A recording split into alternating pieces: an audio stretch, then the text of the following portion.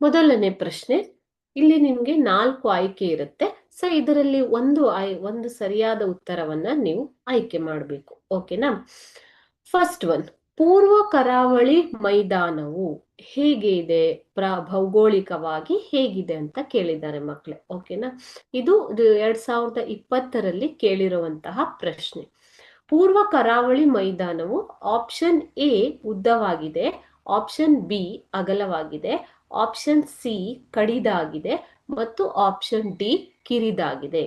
So ಹೇಗೆ ಇದೆ ಪೂರ್ವ ಕರಾವಳಿಯ ಮೈದಾನ? ಈ ಕರಾವಳಿಯನ್ನ ಪೂರ್ವ ಕರಾವಳಿ ಮತ್ತು ಪಶ್ಚಿಮ ಕರಾವಳಿ ಅಂತ ಡಿವೈಡ್ ಮಾಡಿದ್ದಾರೆ ಮಕ್ಕಳೇ. ಓಕೆನಾ? ಸೊ ಇದು ಭೌಗೋಳಿಕ ಲಕ್ಷಣಗಳಲ್ಲಿ ಒಂದು. ಭಾರತದ 4 ಭೌಗೋಳಿಕ ಲಕ್ಷಣಗಳಲ್ಲಿ ಕರಾವಳಿ ಮತ್ತು ದ್ವೀಪಗಳು ಕೂಡ ಒಂದಾಗಿದೆ. ಈ ಕರಾವಳಿ ಮೈದಾನವನ್ನ ಪೂರ್ವ ಮತ್ತು ಪಶ್ಚಿಮ ಕರಾವಳಿ ಎಂದು ವಿಭಾಗ ಮಾಡಿದ್ದಾರೆ. ಈ ಪೂರ್ವ ಕರಾವಳಿ ಮೈದಾನವು ಭೌಗೋಳಿಕವಾಗಿ ಹೇಗೆ ಇದೆ ಅಂತ ಕೇಳಿದ್ದಾರೆ.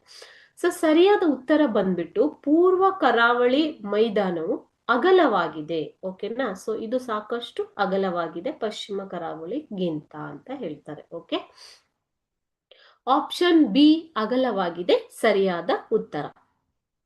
ವೈಡ್, ಇಂಗ್ಲಿಷ್ ಅಲ್ಲಿ ಇದನ್ನ ವೈಡ್ ಅಂತ ಹೇಳ್ತೀವಿ.